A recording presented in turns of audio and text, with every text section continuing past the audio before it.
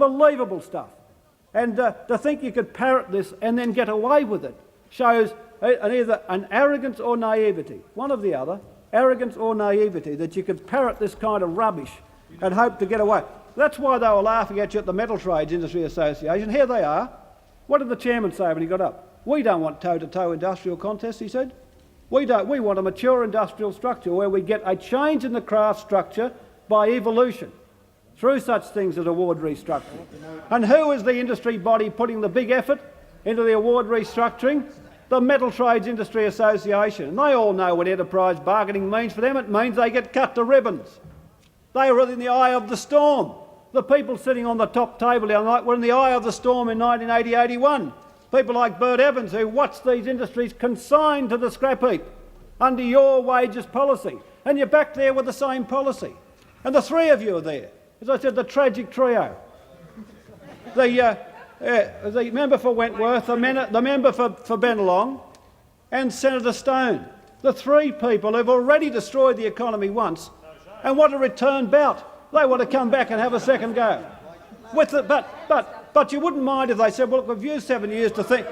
We've used 7 years to think about our structure. We'll have something different. Oh, no thinking. Adopt the government's fiscal policy, adopt all of its deregulation, adopt its structure, and what we'll do is we'll have the same policy, enterprise bargaining, kid the craft structure doesn't exist, let the wage mayhem start, and we'll bring interest rates down on them and give Australia a recession, because that's what it really needs. It'll cut the import growth and lower the inflation rate. I mean, that's your dull policy. That's the bankruptcy of you.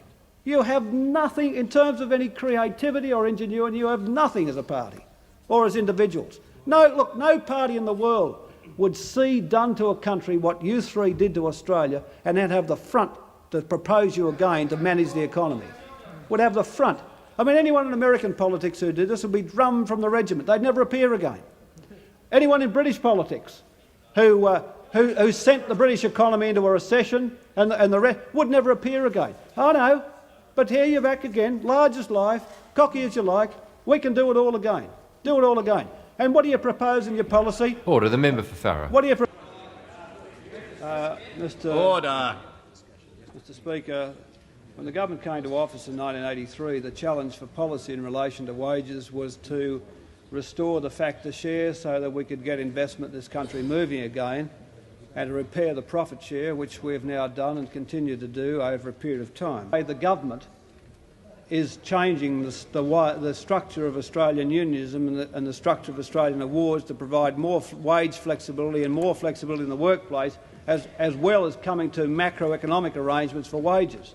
But of course, you reject, on the other side, you reject all that. What you believe in is enterprise bargaining. You've still got a craft industry, trans-union structure, but you believe in enterprise bargaining. That is, you think one enterprise can withstand the onslaught of a craft union or unions.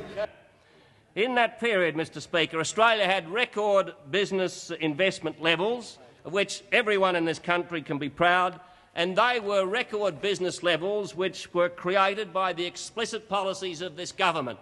Very simple, Mr Speaker. What we achieved was very considerable real wage restraint. That led to higher profit levels, which went into record investment levels. And that you won't have any unemployment. In fact, the Shadow Treasurer was asked last week, is it not necessary to increase, under your policy, is it not necessary to increase unemployment to secure lower wages and more wage flexibility? And he got this question, isn't it a fact that in the 1980s in countries like the United Kingdom and the United States, in order to get inflation, there have been employment offsets? That's my point. And the Shadow Treasurer said, no, I don't think it necessarily applies in Australia. And I think if you move decisively and quickly, you can avoid any significant effect over and above what is already in the pipeline on unemployment. Then he went on to say this, because we are moving across the board into my different sort of world, his different sort of world. And I'm asking you to accept the fact that there is a different world apart from the one you think about and live in all day. Well, there you are, you see. I mean, it reminds me of that song, What a Wonderful World It Would Be. You know that song? The Deputy Speaker, because he said, we are, well, Mr Deputy Speaker, the member was heard in silence and we expect the same treatment. Order. Order. Mr. The member for North Mr. Sydney. Mr. The member for North Sydney. Mr. Deputy Speaker, and then last week we have the Shadow Treasurer saying we are moving across the board into my different sort of world. And I'm asking you to accept the fact. Imagine if I stood up as Treasurer in this country and said, well, look, economic policy is now going to be conducted in a different world, a different kind of world. I mean, the press would beat me to a pulp. Order. The member for Wentworth. The press would beat me to a pulp, and they'd be entitled to. And here you are saying, I'm moving, but look, we're not going to have any rising unemployment. We're going to have a weak fiscal policy, a wage mayhem with enterprise bargaining, sole reliance on monetary policy, but we're not going to have any higher unemployment because we're moving into a different kind of world. He said if you move decisively and quickly enough, you don't have any significant employment effects. I mean, what twaddle? I mean, as if anyone with any self-respect with a view about economics would put that kind of stuff across and hope to get away with it, As I said, you go back to the action plan. What's the key line? By reducing inflation and shifting the weight off monetary policy. How do you reduce inflation and shift the weight off monetary policy? You say by cutting wages. But how do you cut wages without monetary policy? Oh, you'll cut them because you've got enterprise bargaining. Order. The member for Wentworth. I mean, what an unbelievably sick joke that is. What a sick joke that is. And that's the central tenet. You're not prepared to defend the central tenet of your policy. You run away from it, and when some questioner puts a question to you, but won't this have employment effects? Oh, I'm living in a different sort of world. Not the world of economics like everyone else has to live in. A different kind of world. How the words go. Don't know much about history. Don't know much about trigonometry. Don't know much about biology.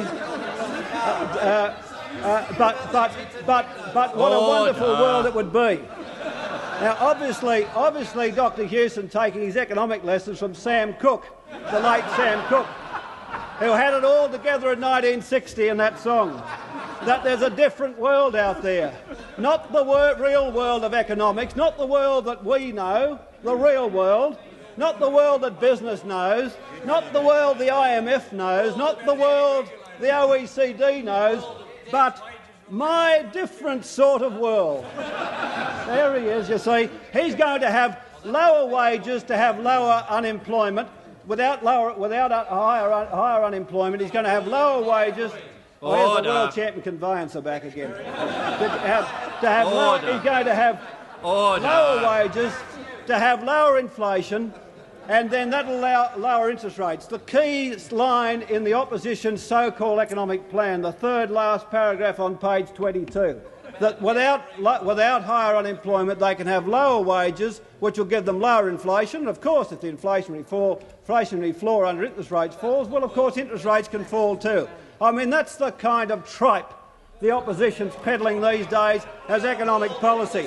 That when he gets asked a sensible question about effects in the United Kingdom and in the United States, where we saw massive unemployment to reduce the inflation rate, he says, no, we don't need higher unemployment in this country because we're going to move to my different sort of world. And that's it. There's no explanation for the key point in Liberal National Party economic policy.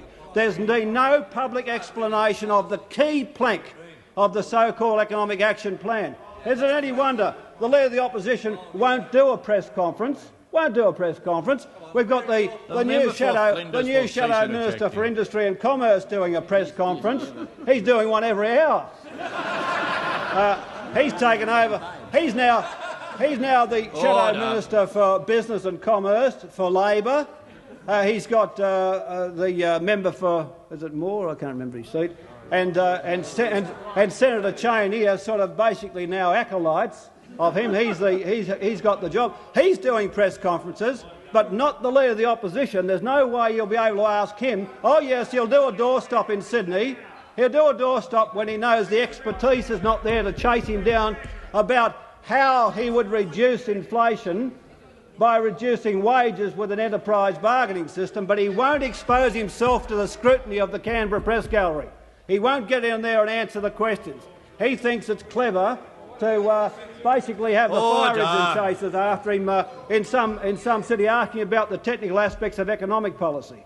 Well, the fact of the matter is the coalition has no policy And this sort of stuff is a joke, and you ought to be ashamed to put that sort of stuff down in your own name.